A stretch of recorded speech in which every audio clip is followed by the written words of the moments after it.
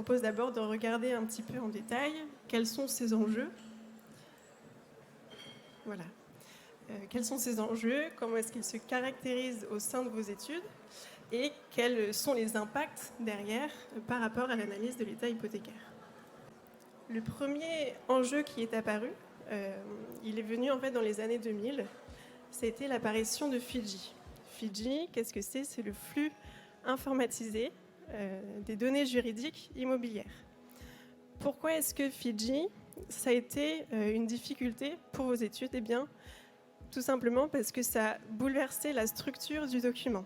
Auparavant, on était sur des fiches stock qui étaient structurées, la donnée était claire, on savait où chercher.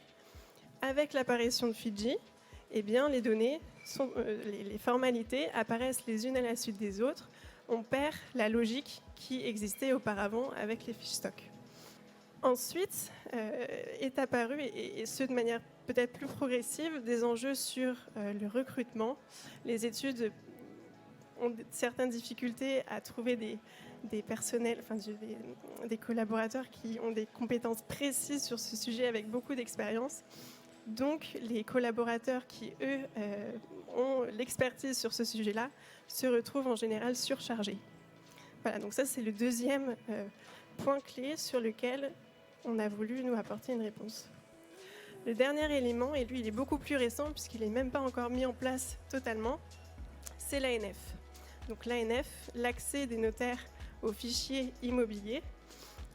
Donc très concrètement, en fait, l'ANF c'est top parce que ça permet aux études d'accéder directement aux états hypothécaires en quelques heures, alors qu'on pouvait attendre plusieurs semaines auparavant.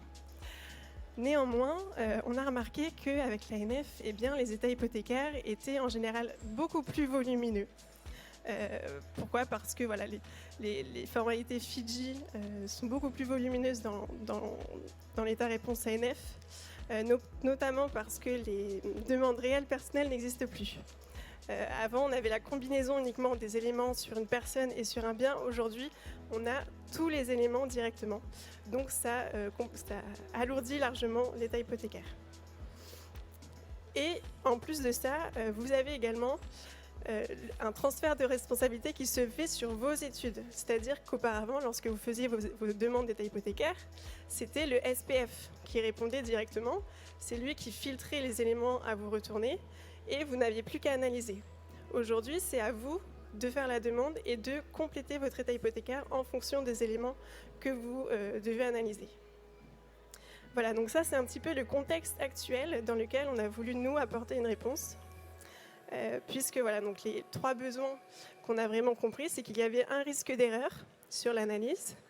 Les analyses sont beaucoup plus chronophages et elles risquent de l'être encore plus.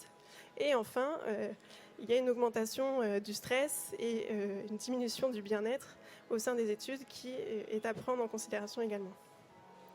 Voilà, donc notre solution Intelligia à base d'intelligence artificielle va justement répondre à ces différents besoins en apportant de la sécurité, de la rapidité et de la simplicité.